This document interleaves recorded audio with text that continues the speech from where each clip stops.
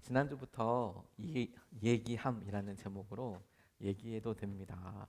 기억해도 됩니다. 함께해도 됩니다. 라는 제목으로 말씀을 나누고 있습니다. 총 5주 동안 우리가 갑자기 당한 사별의 아픔과 혹은 헤어짐의 아픔, 우리 가운데 갑자기 경험하게 되는 관계 사이에 정말 단절을 우리가 앞에 하게 되었을 때 우리 마음에 드는 여러 생각들에 대하여 우리가 말씀을 통해 위로받고 주님께서 성경을 통해서 우리에게 하시는 질문들에 서보며 우리가 주님으로부터 위로를 받으며 은혜를 누리고 싶습니다. 애도와 관련된 죽음과 슬픔에 관련된 것을 다룬 유명한 학자로서 엘리자베스 퀴블러 로스라는 분이 계십니다. 이분이 죽음 앞에서 우리가 느끼는 감정들에 대해서 단계로 이렇게 나눴는데 크게 5가지 단계를 느낀다 이렇게 주장했습니다. 첫 번째로 부정을 하게 되는데 사랑하는 사람이 갑자기 떠나게 됐을 때 이건 사실이 아니야. 이 사실을 당면하게 된 일들을 부정하는 것부터 시작을 해서 당한 여러 일들, 왜 우리 아버지가, 왜 우리 어머니가, 우리 자녀가 이렇게 떠났어야 하나 분노하게 되고 하나님께 분노를 표현하기도 하게 되고 그리고 어느 순간에 돌이킬 수 없는 이 일을 타협하게 되고 그리고 타협하면서 느끼게 되는 우울감, 더 이상 할 수 없다. 어떻게 해볼 수 없는 상황들에 대한 우울감도 느끼게 되고 그리고 결국에는 이 모든 일들을 수용하게 된다. 이렇게 이야기한 것이 기본적으로 슬픔과 애도, 아픔에 대해서 많은 학자들이 인용하고 생각했던 그런 이론이기도 합니다. 근데 저는 이 과정과 그리고 이런 여러 일들을 겪으면서 제가 그런 일들을 겪어보면서 이것이 이 과정과 순서대로 일어나게 되는 것은 좀 아닌 것 같다라는 생각이 들었습니다. 오히려 실제로는 정확한 선이나 이런 게 있고 그래서 그 다음 단계 그래 내가 이 다음 단계는 부정이었다가 이 다음 단계는 뭐였다가 이렇게 단계가 있거나 혹은 이런 일들에 대해서 내가 뚜렷하게 어떤 선으로 그 다음 단계로 넘어갔다 이렇게 느껴지는 것이 아니고 지나고 난 다음에 그래 내가 그런 기분이 들었었지 그런 느낌이 들었었지 오히려 조금 더 정신 차리고 난 다음에 그 일을 생각해 보게 되는 경우들이 그래서 어떤 공감을 하게 되는 일들이 더 많다. 오히려 더 그런 부분이 많다라는 생각을 해보게 되었습니다. 오히려 여러분 우리가 사랑하는 이들 그런 이별의 아픔, 사별의 아픔을 경험하고 났을 때에는 동일한 문제를 계속해서 씨름하고 그리고 그것이 우리의 형편과 마음이 변화되는 것을 따라서 동일한 질문과 상황에 대하여 다르게 해석하고 다르게 고백하는 것이 오히려 조금 더 마음에 와서 닿는 것 같습니다. 예를 들어서 그게 어떤 큐블러로스가 나눈 대로 어떤 단계가 있다기보다 끊임없는 질문에 대해 상황에 대해서 우리가 이것이 내게 어떤 의미가 있는지를 해석해 가는 것 같더라고요. 그 질문 혹은 그렇게 이야기할 수 있는 대표적인 주제가 내 책임이다, 내 탓이야 라는 부분이 저는 가장 크다고 싶어요. 우리가 사랑하는 부모님, 자녀 혹은 사랑하는 친구와의 이별 그 어떤 순간에도 우리가 이 이별에 대한 상처, 아픔이 있어서 그 일을 어떻게 위로받고 싶을 때 한쪽 끝을 꾹 누르고 있는 게 뭐냐면 내 탓이야. 내가 잘못했어. 내가 이것은 어떻게 해야 될지 모르겠다라는 부분들이 우리의 마음을 좀 많이 누르고 있다.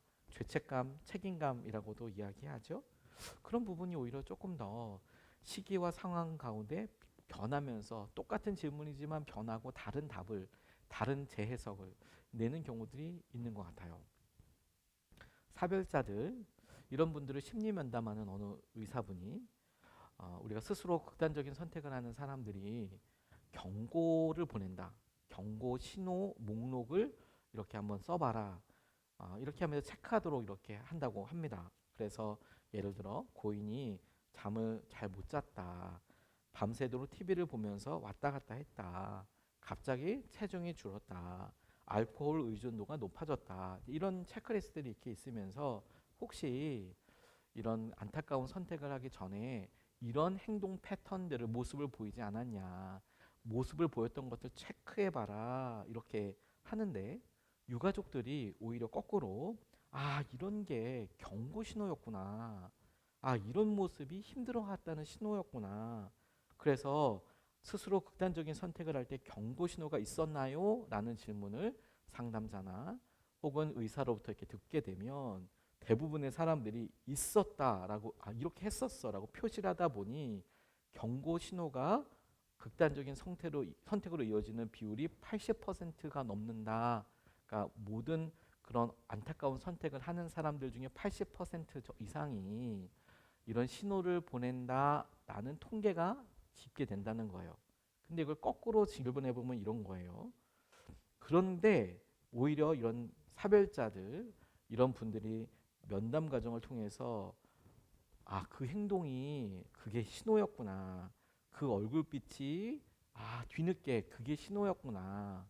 이걸 체크하면서 알면서 어떤 느낌을 느끼게 되냐면 만약 내가 그때 알아차렸더라면 내가 그때 그걸 못 알아차렸구나라는 것에 대한 죄책감과 어려움들이 더 크게 느껴지는 경우들이 많다는 거예요.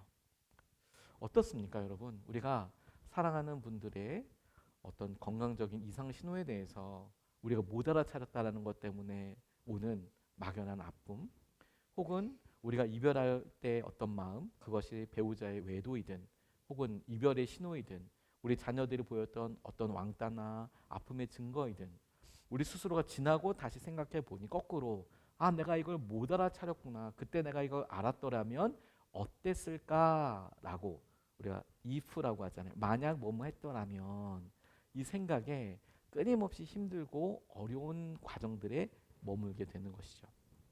그리고 여러분 참 우연 아닌, 그리고 저는 내연적인 관계가 굉장히 깊다고 싶은데 우리가 어느 정도 위로로 힘을 받고 일어났다라고 싶을 때 내 책임이야 혹은 내 책임일까? 라는 질문에 대해 우리가 어느 정도 답을 찾으면 혹은 그 질문 앞에서도 어느 정도 버틸 수 있는 정도가 되면 저는 우리가 슬픔과 아픔에서 어느 정도 벗어난 시기가 되었구나라고도 생각할 수 있는 면이 있겠다고 싶어요. 왜냐하면 이 질문이 우리를 속절없이 힘들게 하고 연약하게 하거든요. 내가 좀 더 할 걸, 그때 알아차렸을 걸, 기민하게 좀 반응했었을 걸. 그리고 여러분, 그런 질문들을 우리가 보면서 오늘 얘기한 두 번째 순서로 우리가 경험하게 되는 이런 상황과 아픔들이 우리 힘으로 도대체 예견하고 그걸 다 미연에 방지한다는 것이 가능한 일일까? 그 질문서부터 해보는 것이 좋겠다고 싶어요. 사실 우리가 아주 모든 사인들을 다 알아차려서, 그래서 이렇게 얘기한 것에 대한 진심을 다 알아차려서, 그래 우리 아버지의, 우리 어머니의 속마음은 이런 거였구나, 배우자의 마음은 이거였구나, 기가 막히게 알아차릴 수 있는 능력이 우리한테 있겠나? 없다. 그런 건 있을 수 없다 라는 차원에서 그럼 어떻게 우리가 이것을 이해하고 받아들여야 될지를 오늘 본문을 통해서 우리가 좀 같이 살펴보고 기도하고 싶어요. 이 본문이 조금 생소하실 수도 있습니다. 설교할 때 많이 사용되고 인용되는 본문은 아니거든요. 하지만 저는 우리에게 죽음과 혹은 우리의 실제적인 실존적인 모습과 관련된 중요한 질문을 하게 되는 아주 중요한 본문이라고 생각이 듭니다.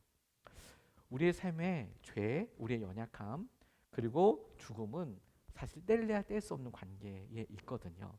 성경은 보다 더 근원적으로 이야기하고도 있지만 오늘 본문에 나타난 사건으로도 우리가 경험하고 고민하고 있는 문제를 질문해 볼 수 있는데, 오늘 본문의 27절, 23절에서 26절까지 말씀을 보면 이렇게 나와 있습니다.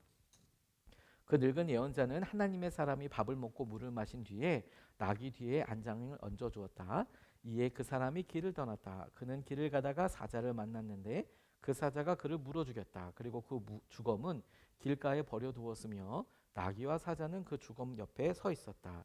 길을 지나가는 사람들은 길가에 버려둔 주검과 그 주검 가까이에서 어슬렁거리는 사자를 보았다. 그들은 그 늙은 예언자가 자기 성읍으로 돌아가서 이 사실을 널리 알렸다. 길을 가는 하나님의 사자를 자기 집으로 데리고 간 그 늙은 예언자가 이 말을 듣고 말하였다. 그는 틀림없이 주님의 말씀을 어긴 그 사람의 사람일 것이다. 주님께서는 전에 그에게 말씀하신 대로 그를 사자에게 내주셔서 사자가 그를 찢어 죽이게 하신 것이다. 이렇게 이야기하는 장면이 나옵니다.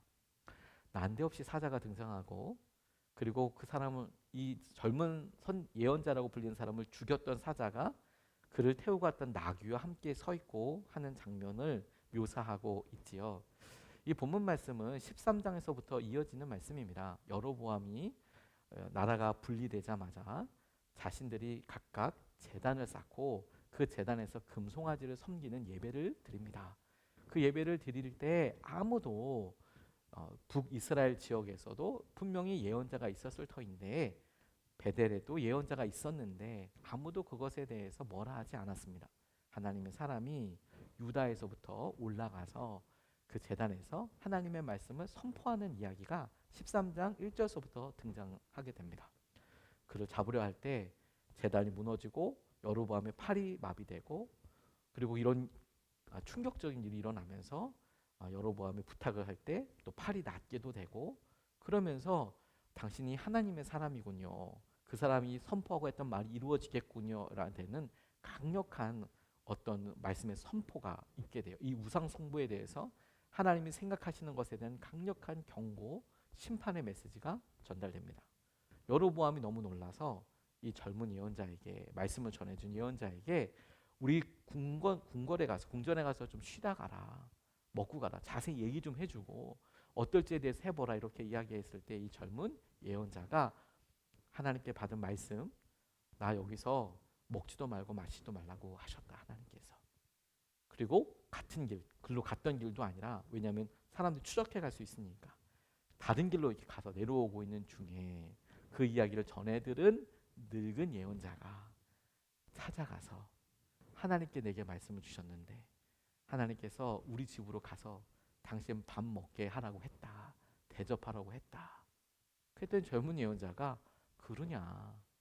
그리고 가서 밥을 먹고 있는데 너무 황당하게도 이 늙은 예언자에게 갑자기 정말 하나님의 말씀이 임해서 젊은 예언자에게 내가 너 그렇게 하지 말라고 그랬는데 왜 밥 먹고 있냐? 너 죽게 될 거다. 이렇게 이야기를 하는 거예요. 진짜 빌런도 이런 빌런이 없죠. 아니 왜 그렇게 데리고 가서 자기가 그렇게 거짓말해서 먹였으면서 또 하나님께서는 그에게 또 말을 또 그렇게 주셔서 젊은 예언자에게 죽게 될 거라고 말을 하고 그리고 그 말을 한 이후에 이 썰렁해진 분위기에 늙은 예언자가 안장을 얹어주고 젊은 예언자가 떠났는데 실제로 죽게 됐다라는 거예요. 그러니 이 내용을 따박따박 따라가도 참 뭔가 이게 지금 말이 돼? 이게 지금 무슨 얘기야? 라고 싶을 정도로 혼동되지만 얘기는 되게 심플해요. 젊은 예언자가 베델까지 올라왔고 하나님의 말씀대로 말씀을 전했는데 그리고 돌아가는 길에 늙은 예언자가 거짓으로 속여서 자기 집에서 밥을 먹였고 그 일에 하나님께서 너 왜 하라는 대로 순종하지 않았냐. 젊은 예언자를 죽이실 때 늙은 예언자의 말을 사용하여 주시고 뭐 이런 내용이에요. 그러니 여러분 이거 누구 탓이냐. 늙은 예언자가 나쁜 놈이네. 사실 이렇게 얘기해버리면 사실 할 말도 없어요. 하지만 정작 하나님께서 젊은 예언자를 누구를 심판하셨나라는 걸 보면 거짓말한 늙은 예언자를 그렇게 심판해야 되는 거 아닙니까? 거짓말은 지금 누가 했어요? 늙은 예언자가 했잖아요. 젊은 예언자는 하나님께서 그렇게 말씀하셨다라는 이야기에 다른 죄밖에 없는데 죄라고 한다면 그런데 그렇게 따라가서 지금 죽은 거잖아요. 심판을 한다 그러면 당연히 그렇게 거짓을 이야기하고 늙은 예언자에게 그렇게 해야 될 것 같은데 하나님께서는 지금 젊은 예언자에게 이렇게 죄를 물으셨다는 거예요. 이게 지금 맞기도 하나? 이게 맞는 건가 지금? 야 늙은 예언자를 생각하면 빌런이 이런 빌런이 있을 수 있나 싶기도 하고 여러 생각거리들이 있는 거죠. 그리고 왜 젊은 예언자는 끝까지 하나님 말씀 그렇게 들었으면 지키지 사명대로 순종하지 왜 그거 끝까지 하지 못해서 밥 한 끼 먹고 이렇게 죽나. 그걸 얘기를 이렇게 하나님께서 이렇게 말씀하셨어 라고 얘기할 때 늙은 예언자가 그래도 경험이 있어 보이고 거룩해 보이고 외모가 어땠는지 몰라도 믿을만해서 넘어간 건가 왜 사람을 봤나 이런 이유들을 질문해 보면 한없이 많은 이유들이 나오게 됩니다. 늙은 예언자도 마찬가지로 그가 유명해지고 싶어서 그렇게 했는지 혹은 그에게 왜 그랬냐고 물어보면 나는 이런 일이 일어날 줄 몰랐어. 나는 말만 했어. 나는 그냥 우리 집에서 그냥 먹기만 하면 된 거야. 이렇게 얘기하고 뭐 다양한 이유들과 상황들이 있어요. 근데 여러분 앞서 이야기했듯이 이 본문을 그렇게 누구 죄냐, 누구 잘못이냐라고 이렇게 생각하기보다 이것이 우리의 죽음 앞에 느끼게 되는 슬픔, 죽음 앞에서 느끼게 되는 혼란, 이거 누구의 책임이냐? 우리도 그렇게 똑같이 질문하지 않습니까? 이 본문에 대한 해석과 답을 그냥 교리적으로 하나님 말씀이 어떻게가 아니라 우리가 죽음 앞에서, 사별 앞에서, 이별 앞에서 느끼게 되는 혼돈과 비교해 보면 비슷한 부분이 많은 거예요. 이건 누구 잘못이지? 내 잘못인가? 혹은 죽은 사람 잘못인가? 죽은 사람에게도 그런 탓이 있지. 나도 그런 원인을 제공했잖아. 로마서 5장 12절 말씀을 보면 이 부분에 이렇게 이야기하고 있는 것을 우리가 적용해 볼 수 있습니다. 그러므로 한 사람으로 말미암아 죄가 세상에 들어왔고 또 그 죄로 말미암아 죽음이 들어온 것 같이 모든 사람이 죄를 지었기 때문에 죽음이 모든 사람에게 이르게 되었습니다. 다시 그러므로 한 사람으로 말미암아 죄가 세상에 들어왔고 그 죄로 말미암아 죽음이 들어온 것 같이 모든 사람이 죄를 지었기 때문에 죽음이 모든 사람에게 이르게 되었습니다. 이 말을 본문 말씀뿐만 아니라 우리의 삶과 같이 적용해 보면 저는 분명하게 이런 의미를 갖는다고 싶습니다.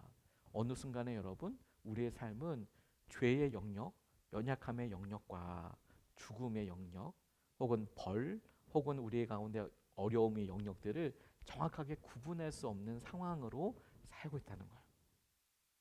누구 책임인지 정확하게 사실은 모르는 거죠. 딱 구분해낼 수가 없어요. 모래와 이렇게 쌀이 섞여져서 키즈를 많이 하면 돼. 그럴 수도 있겠죠. 그러면 쌀을 어느 정도 할 수 있겠죠. 하지만 여러분, 물에다가 간장을 이렇게 똑똑똑똑똑똑 해보면 그거 정상적인 방법으로 구분할 수 있습니까? 물에다가 간장을 풀어서 넣으면 맛은 나는데 혹은 색깔은 안 변할 수도 있는데 아주 적게 희석되면, 하지만 맛은 분명하게 나서 이걸 어떻게 구분합니까? 그렇게 할 수 있는 방법은 없죠. 우리가 집에서 할 수 있는 방법은 전혀 없습니다. 죄도 마찬가지예요. 우리의 삶에 젊은 예언자, 늙은 예언자, 누가 의인, 누가 죄인, 이렇게 질문해 보면 누구에게나 연약한 모습, 죄의 영향력, 어려움들이 있기 마련이에요. 하나님의 뜻대로 살아가는 사람, 그리고 자신의 행동에 분명한 책임이 있는, 그리고 거기에 연약함도 있는, 둘 다 예언자라고도 하고, 늙은 예언자도 한때는 예언자라 쓰임 받기도 했고 결정적인 순간에 또 하나님의 말씀이 또 임하기도 하는 이런 혼란스러운 위치와 지위의 여러 모습들을 보며 우리는 너무도 명확하게 알 수 있는 거죠. 죽음과 죄는 우리 힘으로 분리할 수 없는 영역이 분명히 있구나. 이게 우리가 처한 우리의 믿음의 상태, 존재론적인 모습입니다. 저는 이런 관계가 우리가 사랑하는 사람을 잃고 흔히들 경험하는 마음이라고 싶어요.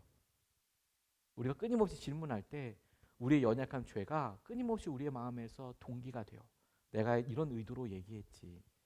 사실 그게 전달이 그렇게 됐든 안 됐든 우리는 끊임없이 우리 안에서 우리 스스로의 결백과 우리 스스로의 마음을 계속 변호하고 싶습니다.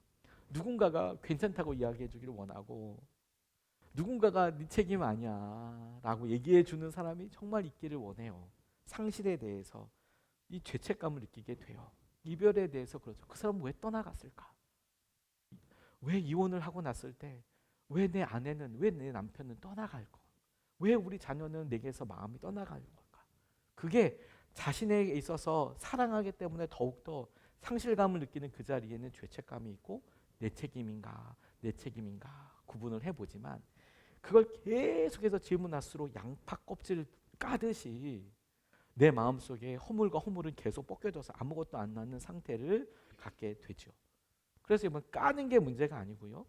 이런 일에 대해서 우리의 상황을 보고 의미를 재해석하기 시작할 때 이게 가장 큰 영적이고 심리적인 싸움이 되는 부분이라고 싶어요. 후회도 있죠. 그때 내가 좀 잘했더라면. 우리는 사랑하는 사람의 죽음 앞에서 어떻게든 죽음이든 이별이든 결백하려고 했습니다. 내 잘못은 없다고. 이게 우리의 본능과도 같은 거인 것 같아요. 할 수만 있다면 가서 그때 내 말을 듣고 어떤 기분이었냐고. 우리가 느끼는 이 마음에 대해서 아니었다고, 사실은 다른 마음이었다고 얘기 좀 물어보고 싶기도 해요. 결백이라는 말로도 참 설명하기 어려운 부분들도 사실 있어요.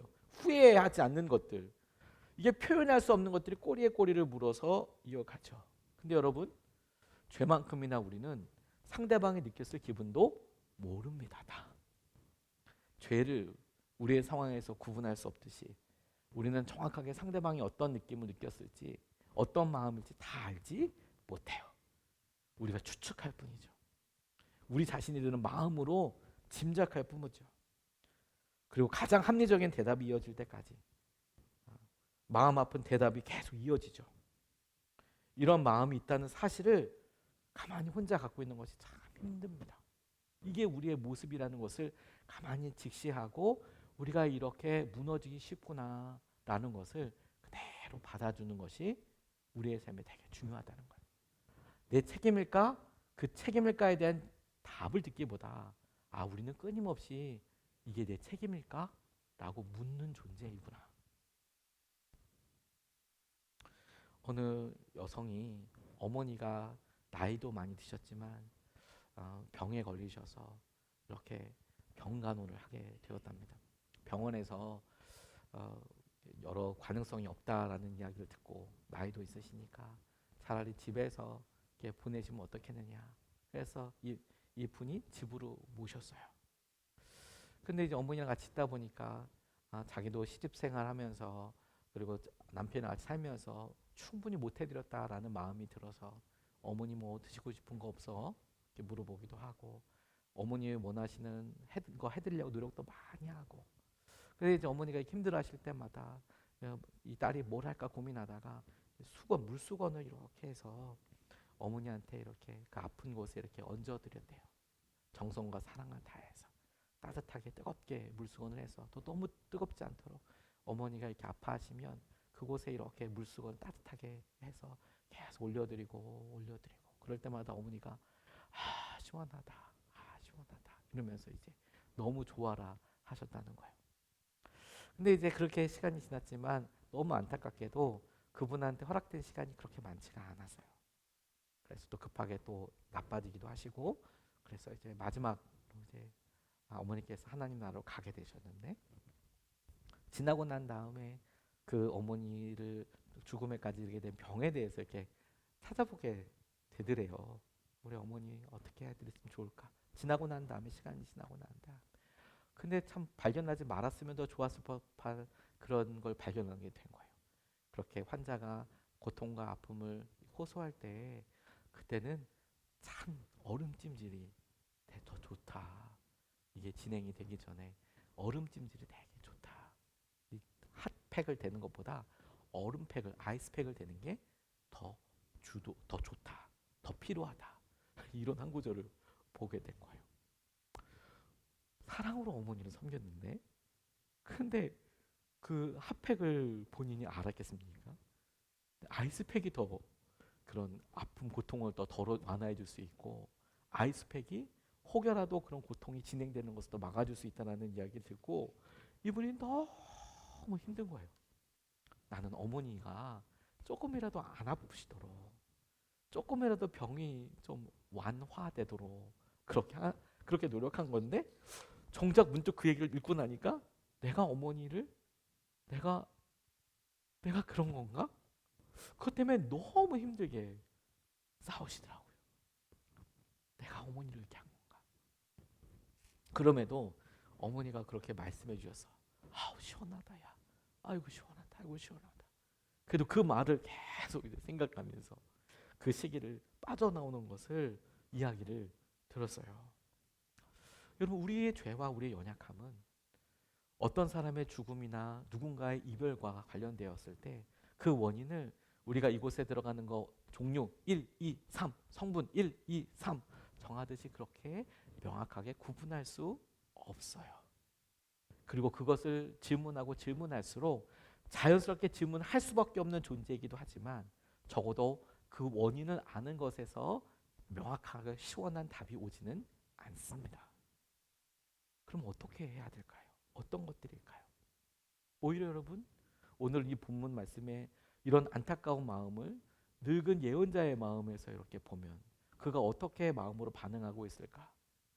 그가 정상적인 마음과 양심을 갖고 있다면 젊은 예언자가 자기 말대로 그렇게 죽은 것을 보고 어떤 마음을 가졌을까라는 것에 대해서 생각해 볼 수 있겠다고 싶어요. 둘이 처음 만난 관계여서 혈연 관계는 아니라고 하지만 이후에 이 늙은 예언자가 젊은 예언자에게 하는 행동, 하는 말을 보면 가족보다 더한 사람으로 받아들이고 있고 어떤 책임감을 우리가 볼 수 있거든요. 그래서 죽음에 대한 책임, 이별에 대한 책임, 후회보다 이것에 대한 지속적인 관계, 슬픔에 주목해 보게 돼요. 29절에서 32절까지 말씀이 이렇게 이야기합니다. 예언자는 늙은 예언자죠. 하나님의 사람의 죽음을 나귀 등에 싣고 자기의 성읍으로 옮겨와서 곡을 한 뒤에 묻어주었다. 그 죽음을 자기의 무덤에 안장하고 나서 그 늙은 예언자는 아이고 내 형제요 하면서 통곡을 하였다. 장사를 마친 뒤에 그는 자기 아들들에게 말하였다. 내가 죽거든 너희는 나를 이 하나님의 사람이 묻힌 곳에 같이 묻어다오. 나의 뼈를 그의 뼈 옆에 두어라. 그가 주님의 말씀을 받아서 베델에 있는 제단과 사마리아 성읍 안에 있는 모든 산당을 두고 외친 그 말씀이 그대로 이루어질 것이다. 이렇게 이야기하고 있어요. 오히려 여러분 이 본문 말씀에서 이건 누구 잘못이야 이렇게 명확하게 이야기하지 않고 있어요. 그리고 여러분 저희는 이런 모습을 통해서 말씀과 그 말씀이 이루어가는 이런 과정들을 보면서 이런 생각을 해볼 수 있겠다고 싶어요. 우리는 사실 누군가의 안타까운 일 그리고 일어나게 된 사건, 이별, 이 일에 완벽하게 결백하지 않을 수도 있습니다. 어떤 영향력으로 책임이 없다고 이야기할 수 없는 부분이 있을 수 있어요. 후회되는 일도 있을 수 있고 돌이킬 수도 없습니다. 근데 여러분 결백해진다고 해서 우리 마음의 관심도 사라지는 것이 아닙니다. 그저 그 일에 계속 붙잡혀 있죠. 사랑하는 이의 죽음이나 혹은 이별 대부분은 우리 책임이 아닙니다. 혹시나 우리가 영향력을 미칠 수 있는 부분이 있더라도 그렇게 유의미하지는 않을 거예요. 대개의 경우는. 오히려 여러분 우리가 이 일을 통하여 무엇에 주목하고 있는지를 봐야 해요.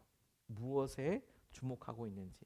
그게 무슨 말이냐면 그 늙은 예언자가 젊은 예언자의 죽음을 가지고 보고 발견하고 죽었다는 이야기를 듣고 모른 척하는 것이 아니라 즉시 가서 그의 마지막을 준비하고 그리고 오히려 그와 새로운 관계를 맺죠.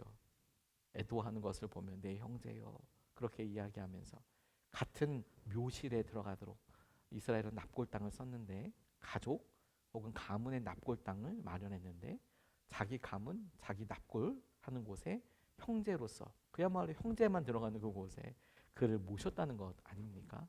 그 죽음과 그 장례 절차를 다 했다는 것 아닙니까? 오히려 여러분 이 일은 이 늙은 예언자가 보이는 것처럼 그래 그의 죽음을 보고 예언자가 주목하는 게 뭐예요? 부탁하는 게 자신의 장례를 부탁하죠. 내가 죽거든 나를 이 사람과 이렇게 해다오 라고 이야기하죠.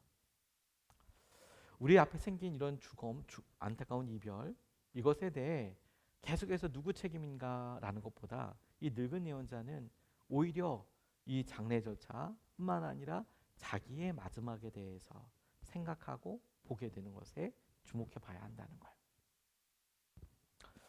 C.S. 루이스가 사랑하는 친구 찰스 윌리엄스가 죽었을 때 아주 친한 친구가 이렇게 죽었을 때 사랑하는 친구가 세상을 떠나서 장례식 조사를 하는데 그 조사에서 이렇게 말했습니다. 이제 천국이 내게는 아주 가까워졌습니다. 멀리 생각했던 천국인데 천국은 아주 멀리 있는 거라고 생각을 했는데 그런데 이제 내 친구 찰스가 거기 가 있으니까 이 천국은 아주 가까운 내 이웃이 되었습니다. 그런데 너무 안타깝게도 1년이 채 되지 못해서 C.S. 루이스가 사랑했던 아내 조이가 죽었어요. 사랑하는 일을 1년 안에 둘이나 이렇게 잃게 된다는 것은 정말 끔찍한 일이죠. 그런데 두 번째 아내, 이제 1년이 뭐지 사랑하는 아내가 죽었을 때 두 번째 마음 아픈 이런 사별을 경험하게 됐을 때 루이스 부부가 금술이 아주 좋았거든요. 그런데 사랑하는 아내 장례식 날 다시 조사를 읽으면서 C.S. 루이스가 이런 이야기를 해요. 이제 천국은 내 집처럼 되었습니다. 내 아내 조이가 거기 살고 있고 내 친구 찰스가 거기 있으니 나도 얼른 가서 그들을 만나보고 싶습니다. 슬픔이 없는 것은 아니고 그것이 그냥 툭 털어서 툭툭툭툭 지워질 수 있는 게 아니고, 하지만 이런 일이 있었을 때 오히려 참 이상한 일이 일어나요. 뭐냐? 사랑하는 사람의 죽음, 의미 있는 사람과의 이별, 안타까움을 통해서 우리는 죽음을 경험하는 순간 이제 진짜 우리가 있게 될 땅, 하나님의 나라, 혹은 우리 죽음 이후가 보이게 되는 거예요. 하나님의 말씀이 이루어지는 것이 보게 되는 거예요.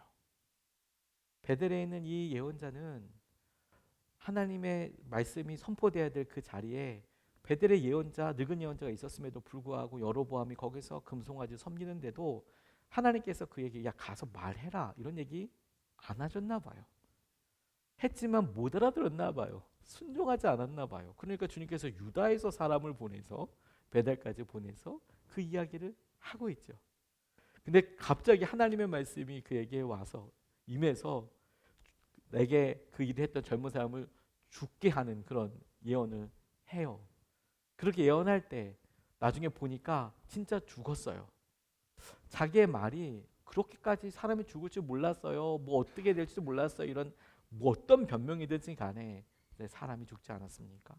그런데 말이에요. 그런데 이 늙은 예언자는 하나님의 말씀대로 다 이루어질 거라고. 그때서야 진짜로 하나님의 말씀에 경외하는 사람, 하나님의 말씀이 그대로 이루어질 거를 정말 믿는 사람처럼 이 마음을 조금만 먼저 가졌으면 유다에서 사람이 안 와도 됐을 거예요. 하나님의 말씀 반드시 이루어져.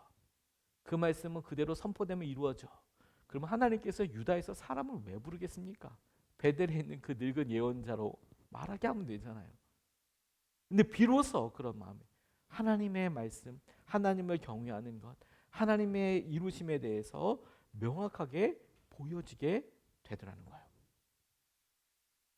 이별과 사별에 대해서 우리가 시간이 필요하더라도 변화를 그대로 받아들이고 마땅하게 반응하는 과정으로 나아가야 해요.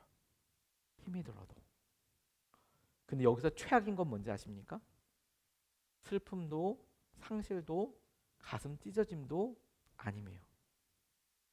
죽음을 직면하고도 그 직면으로 인해서 우리 마음속에 아무것도 변하지 않는 것이 더 나쁜 거예요. 더 안 좋은 거예요. 그 슬픔 가운데 가만히 머물러만 있는 것. 이것을 직면하고 한 걸음 더 나아가 봐야 하는 것이죠.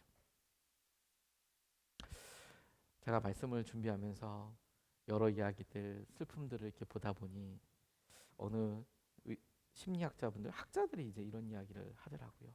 앞서서 엘리자베스 큐블러-로스가 이야기했던 5가지 단계보다도 우리가 이런 마음과 슬픔 앞에 있을 때 이렇게 해보십시오, 이렇게 해보십시오. 이런 이야기 중에 그 사람의 신발을 신어보고 그 사람의 옷을 입어보십시오.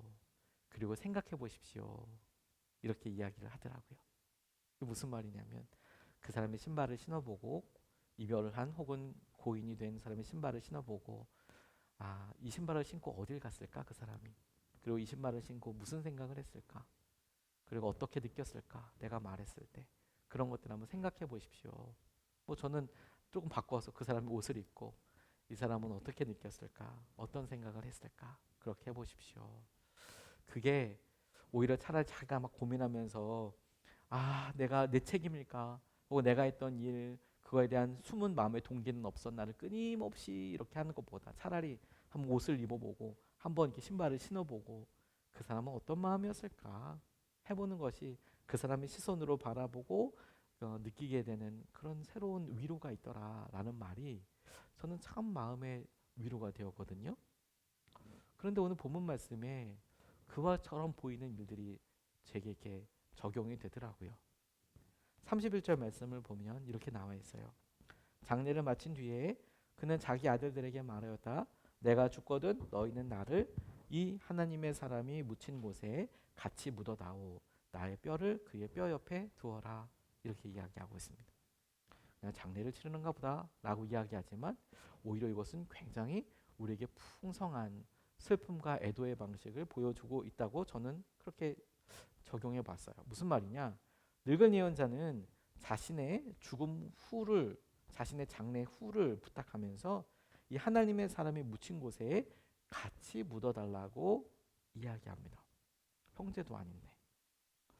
근데 여러분, 우리가 만약에 너무 우리가 미안하고 힘들게 했던 사람이라고 깨달아지는 사람과 같이 묻히기를 원할까요?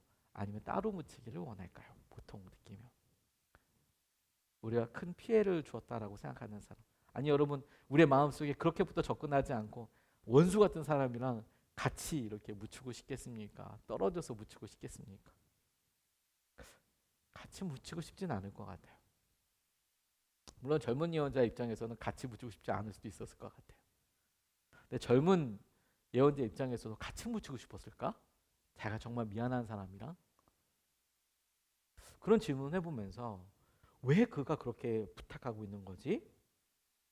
앞으로 그의 평생, 남아있는 삶의 평생, 그가 이 죽음을 잊지 않고, 그리고 심지어 그가 죽어서도 자기 뼈가 그 옆에 같이 그렇게 장사된다는 것은 그가 죽어서도 이 사람을 향한 마음, 이 사람의 죽음에 대한 책임, 관계를 저버리거나 잊지 않고 함께하겠다.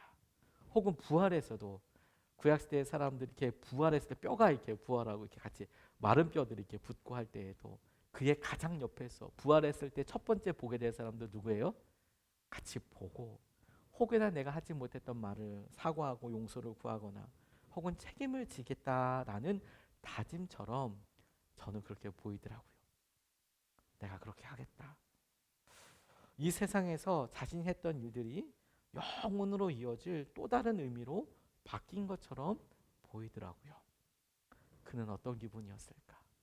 그는 어떤 마음이었을까?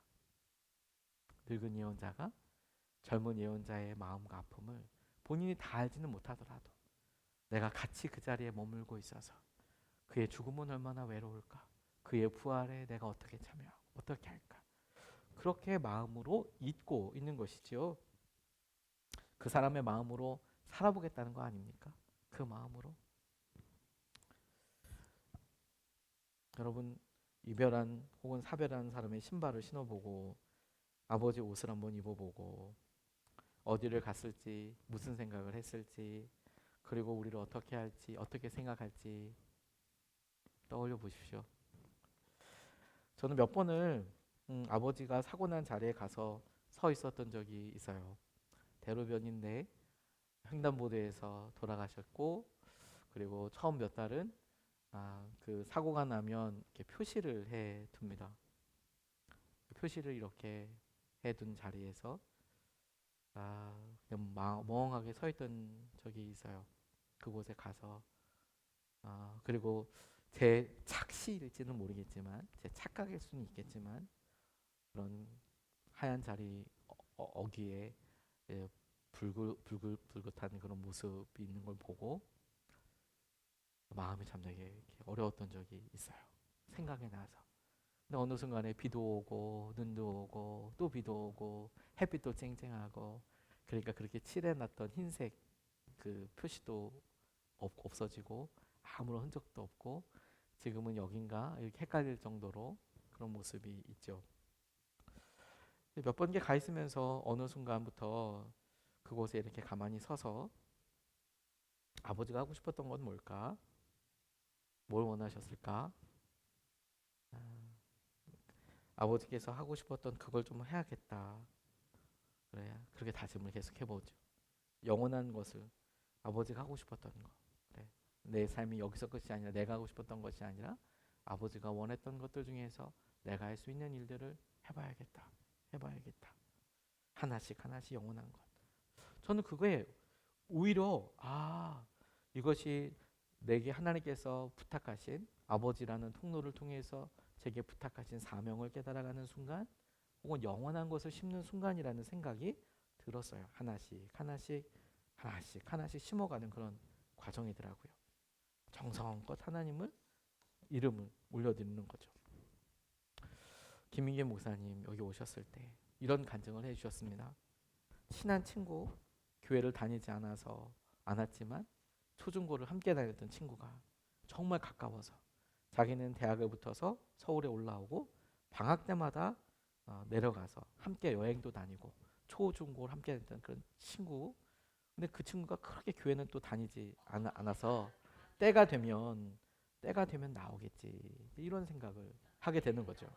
24살 때 여름에 구로동에 있는 교회에 이렇게 사역하고 있을 때 수요 예배를 이렇게 마치고 비가 억수로 내리는 그런 상황인데 교회 정리를 하고 집으로 이제 비 맞으면서 들어갔는데 갑자기 12시쯤에 전화가 이렇게 왔대요. 교회 사역으로 피곤해서 막 이러고 있는데 이 친구가 밤늦게까지 술 마시고 24살이니까 한참 혈기가 막 이렇게 건강할 때 아닙니까? 이 술을 이빠이 마시고 공중전화해서 전화를 했대요. 그러니까 술 깨고 내일 전화하자, 이렇게 친구니까 얘기를 하는데 이 친구가 마지막으로 너 나한테 할 말 없냐? 없다. 야, 빨리 자라 가서. 친구가 이렇게 마지막으로 물어본 말이 너 나한테 할 말 없냐? 없다. 그게 제일 친한 친구와의 마지막 모습이고 대화였다는 거예요. 공중전화 박스에서 나와서 이 술 취한 친구가 길을 건너다가 교통사고로 죽게 됐어요. 그게 마지막이었던 거죠. 그때 내가 야, 너 나한테 할 말 없냐? 욕이라도 몇 마디 더 해줬으면 안 죽었을 수도 있을 텐데. 혹은 그 마지막 순간에 내가 복음을 전했다면 야, 예수님 믿고 너 구원 받아라. 너 교회 한번 다녀봐라. 술 먹은 친구에게도 친구니까 그렇게 얘기할 수 있잖아요. 그렇게 조금만 붙잡았어도 그 친구가 그 차를 피할 수 있었을 텐데, 교통사고 안 날 수 있었을 텐데. 그런 후회와 생각 때문에 30년이 넘도록 후회가 되고 자다가도 벌떡벌떡 일어나게 되더라. 자다가도 그 친구 생각나면 벌떡 일어나서 그 후회되는 것 때문에 어렵고 힘들더라. 그리고 깨닫게 된 것이 그래, 지금은 할 수 있지만 나중에는 할 수 없는 거, 그런 일들이 있더라. 그리고 그것을 사명이라고 부르더라. 늙은 예언자가 지금은 할 수 있지만 내가 애도하고 함께하고 살아가는 것들, 내 관계, 내가 했던 여러 일들, 살아가는 일은 할 수 있지만 나중에는 할 수 없는 일, 그런 일들이 우리에게 있지 않겠습니까? 우리가 어려움과 우리가 아픔 가운데 있을 때 그 슬픔과 아픔을 잊어버리자, 아무것도 아니다, 작다가 아니라 오히려 그런 생각이 들 때마다 내가 하나님 말씀대로 살고 심어봐야지, 사명을 발견하는 혹은 천국을 발견하는 계기와 심어가는 적용을 할 수 있는 때가 되는 것이죠. 로마서 8장 2절 말씀을 보면 그것은 그리스도 예수 안에서 생명을 누리게 하는 성령의 법이 당신을 죄와 죽음의 법에서 해방하여 주었기 때문입니다 라고 이야기합니다. 소중한 추억이 마침내 열매가 될 때까지 우리에게 필요한 것들이 있어요. 지금 심는 것은 아픔에 당장 대체되지는 않을지라도 그래, 내가 이 아픔에 대해서 뭘 해야 할지, 어떻게 해야 할지, 몇 날 후, 몇 년 후 우리 삶에 꼭 필요한 허락하여 주신 것을 믿으며 우리에게 소중한 사랑 하나를 심어나가고 의미 하나를 심어나가고 그렇게 하는 거죠. 오늘 본문 말씀에, 오늘 로마서 8장 2절 말씀에 생명을 누리게 하는 성령의 법이 당신을 죄와 죽음의 법에서 해방하여 주셨다, 이렇게 이야기하지 않습니까? 생명의 성령의 법을 말하는 그리스어, 이 법은 노모스라는 단어이거든요. 법, 율법, 법규라는 뜻입니다. 근데 법과 관습이라는 뜻도 있어요. 원래 이 노모스가 나온 출처 어원은 이렇습니다. 숲이나 목장에 배당, 분배라는 뜻이 있어요. 이렇게 배당 잘라놓고 네모나게 자르든 분배, 배당하는 것과 관련되어 있거든요. 그래서 이 경계에 관한 분쟁이 빈번했을 거예요. 지금처럼 이렇게 뭐 측량기가 명확하거나 뭐 이게 심어놓고 이러면 될 테지만 그때는 그런 게 아니고 대충 여기서 이렇게 해서 저 산 보이는데 이만큼은 너야, 이만큼은 너야, 네 거야, 내 거야 이렇게 나눴을 거란 말입니다. 대표적으로 우리 이집트 보면 이렇게 청량하는 법이 되게 많이 이렇게 발달했는데 이유가 뭐냐면 나일강이 범람을 이렇게 하게 되지 않습니까? 그러면 강줄기가 막 변해요. 한번 확 범람하고 나면 땅을 이렇게 잘 나눠놨는데 그런데 그 나눠둔 경계가 싹 다 없어지는 거예요. 홍수가 한번 와버리면. 근데 아이러니한 건 그렇게 홍수가 범람이 돼야 또 아주 비옥해져요. 비옥해지는데 이 땅 주인들은 진짜 황당한 거예요. 그러면 다시 다 이게 다 나눠야 돼. 네 땅은 어디서부터 어디까지 할래? 근데 지난번에 여기 바위 있었는데 없네. 어디 간 거야? 홍수에 다 떠내려갔어요. 그런데 다른 바위들이 막 있어. 이제 그러면 이제 또 나눠야 되죠. 근데 강 줄기마저 막 이렇게 바뀌어 버렸어요. 어떻게 나눠야 되죠? 그럴 때 이게 오랫동안 여러 일들로 인해 반복되면서 관습이 되죠. 야, 이렇게 하자. 우리가 이럴 때는 이렇게 나눠보자. 너와 나와의 땅은 대충 이 정도 크기로 하자. 이렇게 생긴 것이 법, 관습 혹은 노모스라는 거예요. 생명의 성령의 노모스, 생명의 성령의 관습. 죽음은 우리 삶의 홍수와 같은 거예요. 우리 삶의 기준으로 갖고 있었던 청량의 기준들, 나는 이것 때문에, 이 사람 때문에, 이분 때문에, 나는 이래, 이런 것들이 한순간에 확 다 없어지는 거예요. 그럼 뭘 해야 되죠? 다시 청량을 해요. 다시 측량을 해서 선을 긋고, 그래, 나는 이런 사람이야, 나 이런 의미가 있지, 이렇게 가지. 청량을 그요. 생명의 성령의 노모스. 우리가 끊임없이 우리 자신의 사망과 슬픔과 아픔으로 다시 청량해 나가는 게 아니라 사명과도 같이 생명의 성령의 법, 주님께서 우리에게 말씀하신 약속의 말씀으로 다시 우리 삶을 측량하고 다시 그어 나가고 다시 그 일의 의미를 재해석하고 다시 보고 다시 보고. 근데 여러분, 이 슬픔은 홍수와 같아서 다시 쑥 지나가고 다시 쑥 지나가고 다시 쑥 지나가는 것 같지만 생명의 성령의 법이, 생명을 살리는 하나님의 법이, 믿음이 저와 여러분들 다시 든든하게 살리고 일으키시고 위로하여서 새롭게 하여 주실 줄로 믿습니다. 오늘 세 가지 나눔을 한번 해보면 좋겠습니다. 첫 번째, 당신의 삶에서 지금은 만날 수 없는 사람으로 인해서 후회되거나 기억나는 것이 있다면 무엇입니까? 내가 이때 이랬으면 좋았을 텐데, 이런 것들이 있다면 한번 나눠보시면 좋겠습니다. 두 번째, 사랑하는 사람과 헤어짐 뒤에 당신의 행동이나 태도에서 바뀐 부분이 있다면 무엇인지 나눠보십시오. 내가 이렇구나, 이렇게 생각했던 거. 세 번째, 당신에게 지금은 할 수 있지만 나중에는 할 수 없을 것 같은 일들은 무엇입니까?